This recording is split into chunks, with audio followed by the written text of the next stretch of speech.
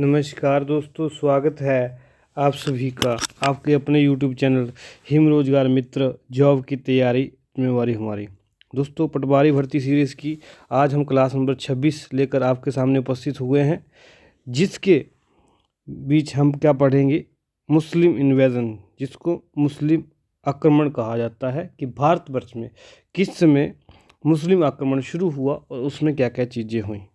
दोस्तों, उम्मीद कर रहा हूँ ये सीरीज़ आपको पटवारी भर्ती की तैयारी करने के लिए हेल्प कर रही होगी। अगर आप लोगों को कहीं ना कहीं ऐसा लगता है कि हमारी सीरीज़ आपको हेल्प कर रही है, आप इस वीडियो को लाइक शेयर कमेंट कर सकते हैं और चैनल को सब्सक्राइब कर सकते हैं।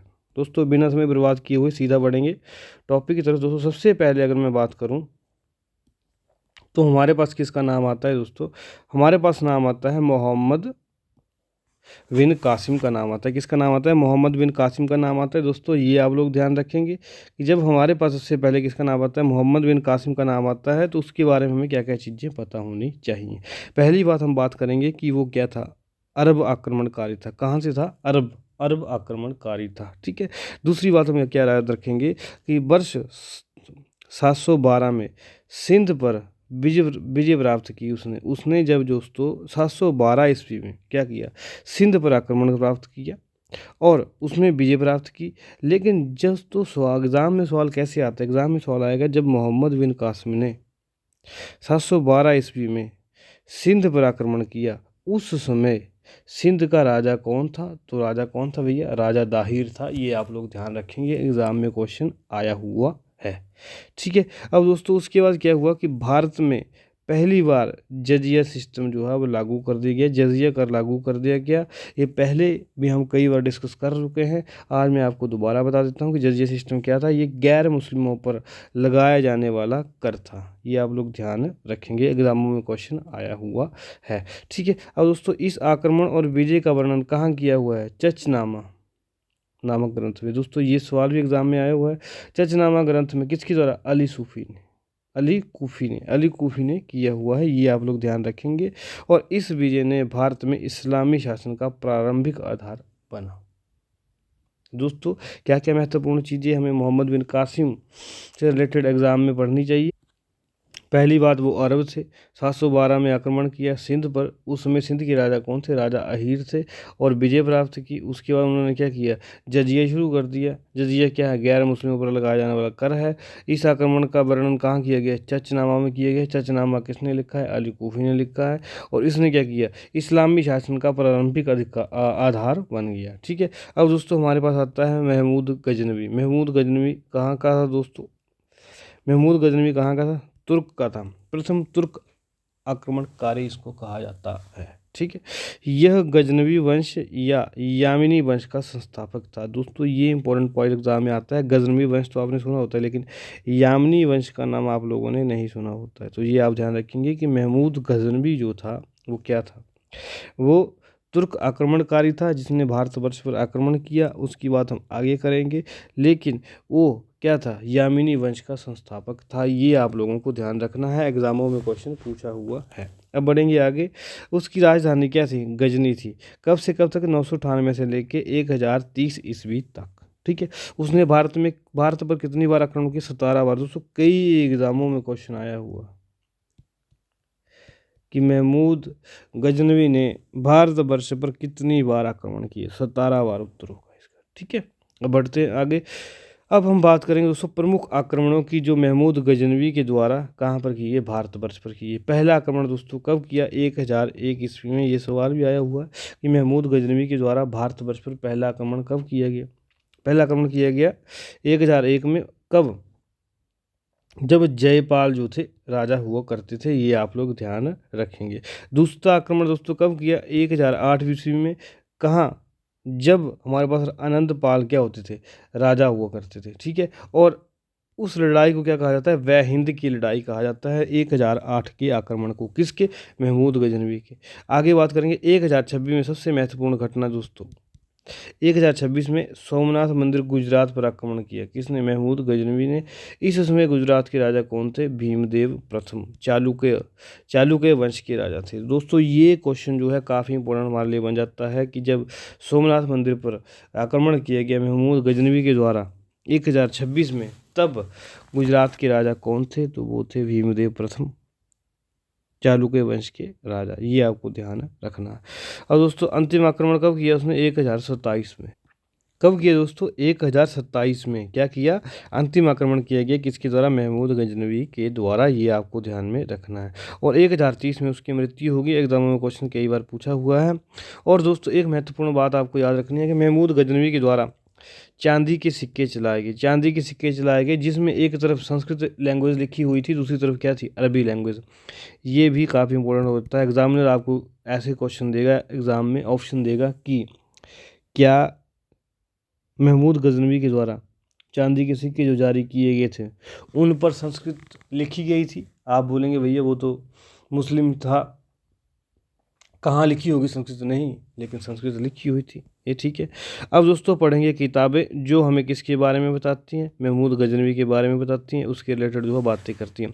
सबसे पहले दोस्तों हमारे पास राइटर आएगा उत्तवी। उत्तवी ने दोस्तों कौन कौन सी किताब लिखी है? किताब उल यामिनी और तारीख यामिनी। या तो आपको काफ़ी इंपॉर्टेंट बुक्स हमने यहाँ पर वर्णित की हैं। उम्मीद कर रहा हूँ कि आप एक एक बुक्स को रटेंगे और इसका नाम जो है आपको याद होना चाहिए। किताब उल यामिनी और तारीख यामिनी पुस्तक किसके द्वारा लिखी गई? उत्तवी के द्वारा लिखी गई। कौन कौन सी पुस्तकें दोस्तों? एक बार फिर से दोहराना चाहूँगा मैं। किताब उल यामिनी और तारीख यामिनी पुस्तक किसके द्वारा लिखी गई? उत्तवी के द्वारा उसकी लिखी गई। आगे फिरदौसी के द्वारा कौन सी पुस्तक लिखी गई? शाहनामा पुस्तक लिखी गई। कौन सी पुस्तक लिखी गई मेरे भाई? शाहनामा पुस्तक जो है किसके द्वारा? फिरदौसी के द्वारा लिखी गई। आगे आते हैं दोस्तों हमारे पास अल बिरूनी। अल बिरूनी ने कौन सी पुस्तक लिखी? किताब उल हिंद। ठीक है। और तहकीक ए हिंद। तो ये आप ध्यान रखेंगे जब आ गया हिंद हिंद, ये लिखी हैं अल बिरूनी ने। अदरवाइज किताब उल यमिनी किसने लिखी है? उत्तवी ने। लेकिन किताब अल हिंद किसने लिखी है? अल बिरूनी ने। ठीक है, तहरीक हिंद अल बिरूनी ने।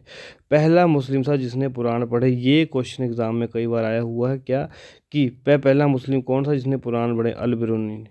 ठीक है। अब आता है फरिश्ता। दोस्तों फरिश्ता ने क्या किया? फरिश्ते वालों बातें की भाई इसने। फरिश्ता ने क्या किया?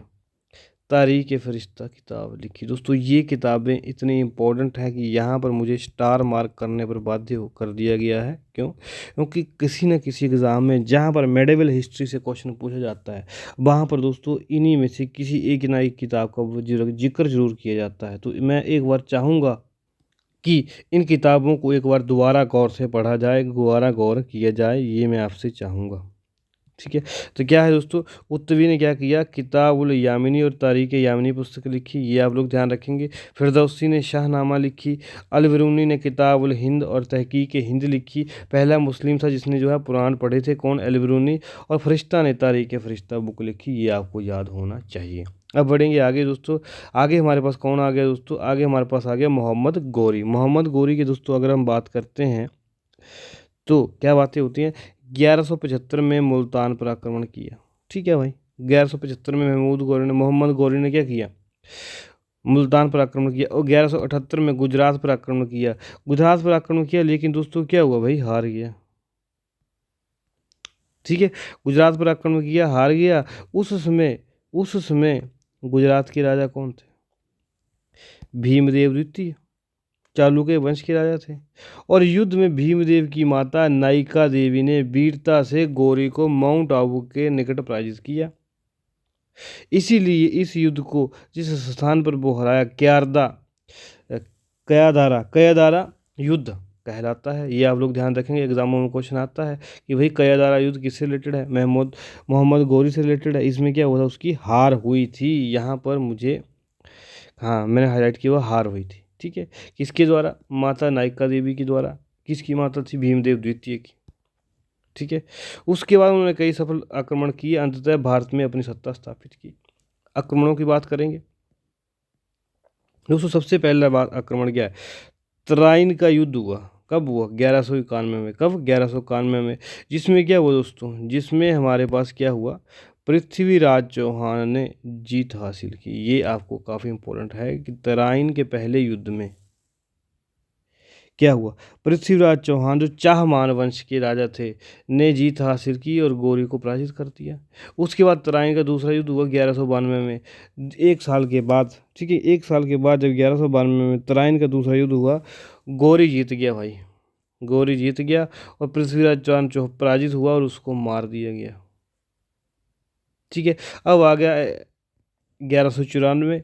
अब इससे चंदावर का युद्ध हुआ। यह युद्ध जयचंद कन्नौज के गढ़वाल शासक और गौरी के बीच हुआ। जयचंद की पराजय और मृत्यु हो गई। ठीक है दोस्तों, ये तीनों युद्ध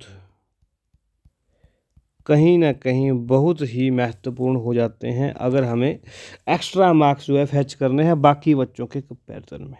ठीक है, तो कौन कौन से युद्ध की, तराइन का पहला युद्ध किया 1191, द्वितीय किया 1192, चिंदावर का युद्ध किया 1194।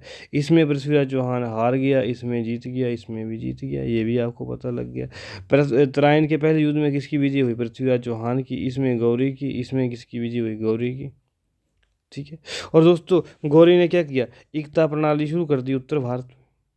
एकता प्रणाली वही थी कि जैसे एक लैंड होती है खलीसा, एक होती है एकता। खलीसा लैंड की क्या होती है, को एक तो आपको थोड़ा सा मैं बारीकी समझा देता हूँ दोस्तों। भूमि होती है, ठीक है, उसमें क्या होता है, एक होती है लैंड भूमि खलीसा, दो हिस्सों में विभाजित किया जाता है, एक होती है एकता। ठीक है, अब दोस्तों जो है हमारे पास क्या, एकता लैंड खलीसा, ये पूरी लैंड किसको है, सुल्तान की है। इसमें जो भी फसल होगी वो शाही खजाने में जाएगी, उनके अन्न के खाने के लिए प्रयोग होगा और वो बेच भी सकते हैं, वो सुल्तान की मर्जी है। लेकिन ये जो एकता है ये दी जाती है पट्टे के ऊपर सामंतों को, इसको सामंतों को दी जाती है। ठीक है, ये आप लोग ध्यान रखेंगे कि एकता जो ज़मीन है किसको दी जाती है, सामंतों को दी जाती है और उनको क्या, उनसे कर वसूला जाता है। ये प्रणाली थी दोस्तों, उम्मीद कर रहा हूँ कि आपको चीज़ क्लियर हुई होगी अब। ठीक है, अब आगे क्या पढ़ते हैं, आगे पढ़ेंगे। शुरू की गई उत्तर भारत में आने वाली सभी क्षेत्रों का नियंत्रण उसने अपने गुलाम किसको दे दिया, कुतुबुद्दीन ऐबक को सौंप दिया। और कुतुबुद्दीन ऐबक ने क्या किया, गुलाम वंश की स्थापना कर दी।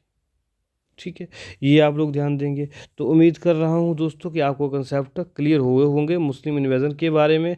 यही महत्वपूर्ण बातें आज हमने हिम रोजगार मित्र चैनल के माध्यम से करनी थी। किसके बारे में, मुस्लिम इन्वेजन के बारे में, मुस्लिम आक्रमण के बारे में जो कि भारतवर्ष में किए गए थे। दोस्तों उम्मीद कर रहा हूँ कि कहीं ना कहीं हिम रोजगार मित्र की यह पहल पटवारी भर्ती सीरीज़ आपको एग्ज़ाम की तैयारी करने के लिए सहायता कर रही होगी। अगर आपको ऐसा लग रहा है आप वीडियो को लाइक शेयर कमेंट कर सकते हैं, चैनल को बेल आइकन दबा के सब्सक्राइब कर सकते हैं ताकि भविष्य में आने वाली वीडियोस आपको समय पर पहुंच सके और आप उसका लाभ ले सकें। तो दोस्तों इस QR कोड को स्कैन करके आप हमारा यूट्यूब चैनल ज्वाइन कर सकते हैं, इस QR कोड को स्कैन करके आप हमारा इंस्टाग्राम चैनल ज्वाइन कर सकते हैं। सबसे महत्वपूर्ण बात, हर लेक्चर की PDF पाने के लिए आप हमारा टेलीग्राम चैनल ज्वाइन कर सकते हैं। दोस्तों जल्द मिलेंगे नए कंसेप्ट नए जोश के साथ पटवारी भर्ती सीरीज़ में। तब तक धन्यवाद, मुस्कुराते रहिए, पढ़ते रहिए।